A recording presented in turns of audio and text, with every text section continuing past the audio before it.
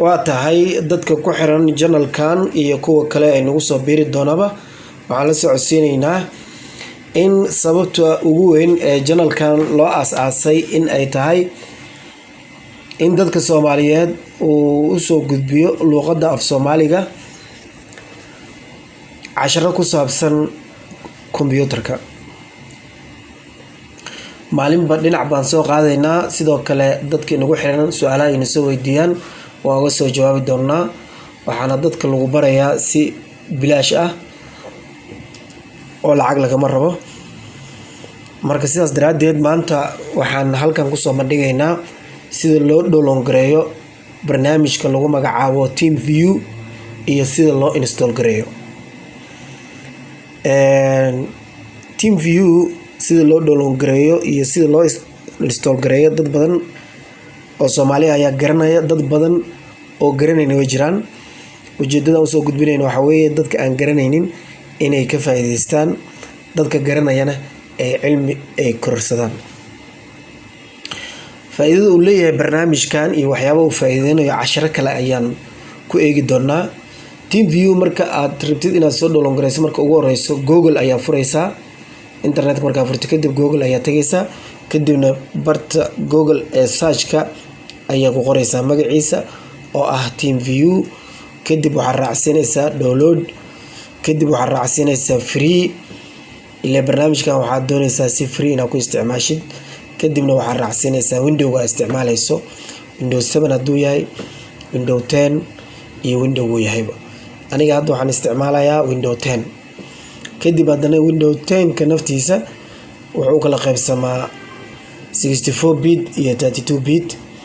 kadibna midka aad isticmaalaysa labadooda mid ku yahay ayaa dooranaysaa. anigu hadda waxaan isticmaalayaa 64 bit. barnaamijyo badan ayuu kuu soo download gareynayaa oo ku saabsan TeamViewer oo sidaas u badan.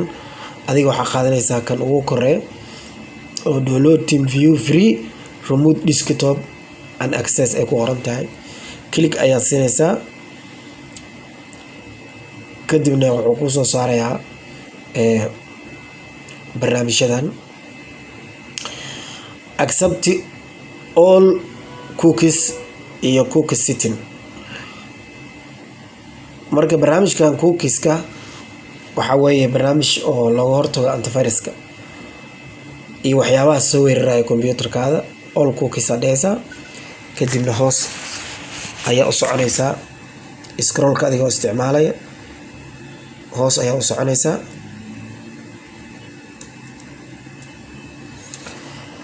saddexdaas shay oo kuusoo kala saaraya download for free iyo free commercial iyo weliba C price.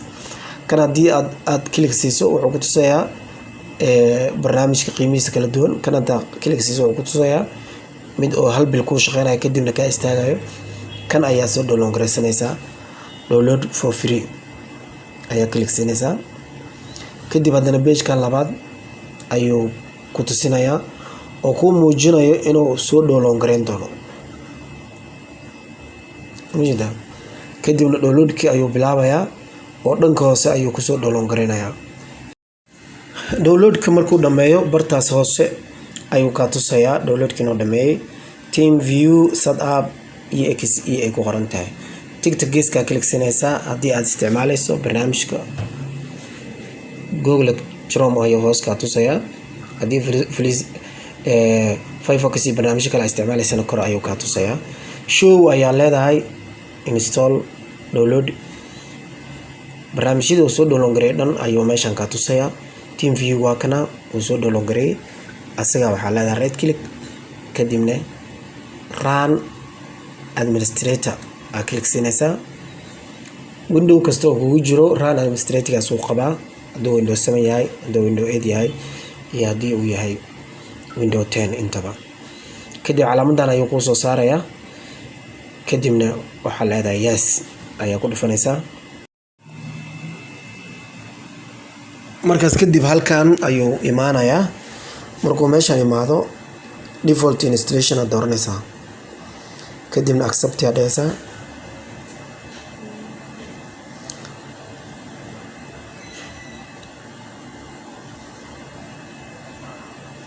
wuxuu bilaabayaa inuu install gareeyo uu socdo.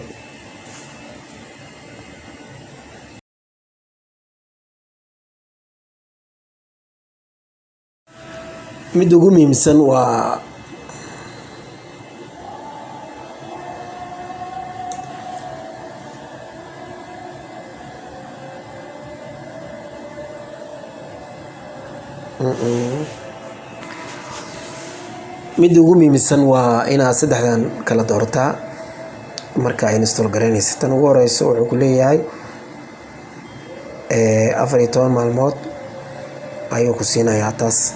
tan labaad waxaa waaye inaad free ku isticmaashid farsanka. tan ugu dambeysana waa inaad macnaha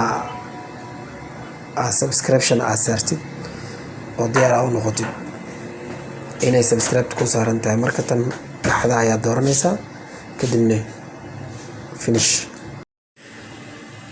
installkana sidaas ayuu ku dhamaanayaa kadibna waad isticmaalaysaa.